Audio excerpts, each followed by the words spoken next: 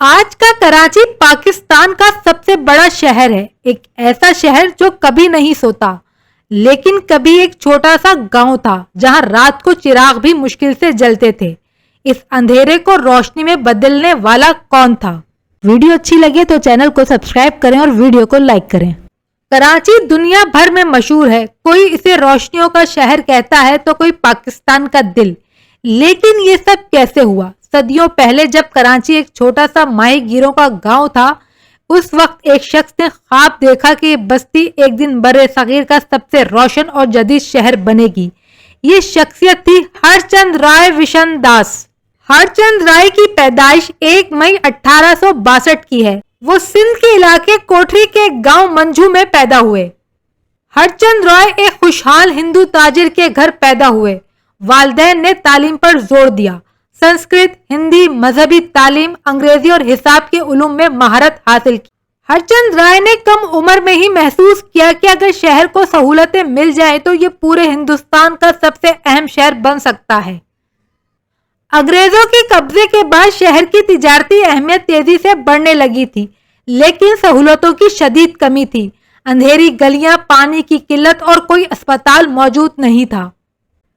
हरचंद राय सन 1911 में कराची म्यूनिसिपैलिटी के मेयर बने। ये उस वक्त कराची की तारीख का एक सुनहरी बाब था, क्योंकि उनके दौर में शहर में बिजली और स्ट्रीट लाइट्स का बाकायदा आगाज हुआ। सड़कों की कुशादगी और निकासी आब के मंसूबे शुरू हुए।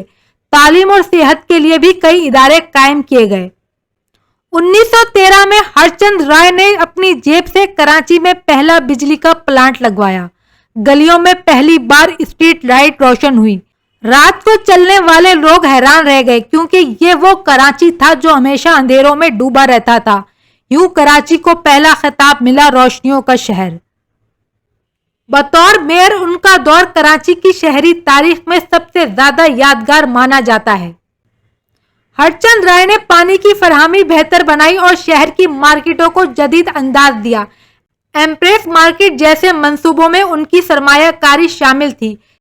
कराची पोर्ट ट्रस्ट के तरक्याती मंसूबों में उनका बड़ा किरदार रहा। हरचंद राय ने कई स्कूलों की तामीर भी कराई। गरीब और यतीम बच्चों के लिए मुफ्त तालीम का इंतजाम किया। लड़कियों की तालीम के लिए अलग इदारे कायम किए। उनके ताउन से सनातन धर्म स्कूल और दीगर तालीमी इदारे वजूद में आए। उनका मानना था कि अगर शहर के हर बच्चे को तालीम मिल जाए तो यह अंधेरा खुद खत्म हो जाएगा। उन्होंने कराची के मुख्तलिफ इलाकों में अस्पताल कायम किए। गरीब मरीजों के इलाज के लिए चंदा और अपनी जेब से पैसा लगाया। यतीम खाना बनाया। बेवाओं के लिए पनाहगाहें बनाई। उनके फलाही काम किसी एक मजहब या कौम तक महदूद नहीं थे, वो सबके लिए थे। उन्होंने हमेशा हिंदू, मुसलमान, पारसी और ईसाई सबको बराबर समझा। किसी के साथ तफरीक नहीं की। यही वजह है कि हर मजहब के लोग इनको अपना मोहसिन मानते हैं। वो कहा करते थे कि रोशनी किसी एक मजहब के लिए नहीं, ये सब के लिए है। हरचंद राय न सिर्फ कराची के समाजी रहनुमा थे, बल्कि एक अच्छे सियासतदान भी थे। वो दिल्ली असेंबली के रुकन रहे और सिंध के हुकूक के लिए आवाज बुलंद करते रहे। अंग्रेज हुकूमत से भी शहर के मुफाद में मुराद हासिल करते रहे। अंग्रेज हुकूमत ने उनकी खिदमात के एतराफ में उन्हें सर का खिताब दिया, लेकिन अवाम ने उन्हें एक और खिताब दिया, वो था रोशनियों वाला सेठ। 16 फरवरी 1928 को दिल्ली में असेंबली जाते हुए अचानक उनका इंतकाल हो गया। पूरे कराची में शोक की कैफियत थी। मुसलमान हो या हिंदू, पारसी हो या ईसाई, सबकी आंखें नम थी, क्योंकि शहर का असली मोहसिन रुखसत हो चुका था। तारीख सिर्फ बादशाहों और जर्नलों की नहीं होती, बल्कि उन लोगों की भी होती है जो अपने शहर और अवाम के लिए ख्वाब देखते हैं। हरचंद राय एक ऐसे ही ख्वाब देखने वाला था। उसने कराची को अंधेरों से निकाला और रोशनियों का तोहफा दिया। आज कराची अगर रोशनियों का शहर कहलाता है तो उसके पीछे हरचंद राय की अनथक मेहनत और कुर्बानी छुपी हुई है।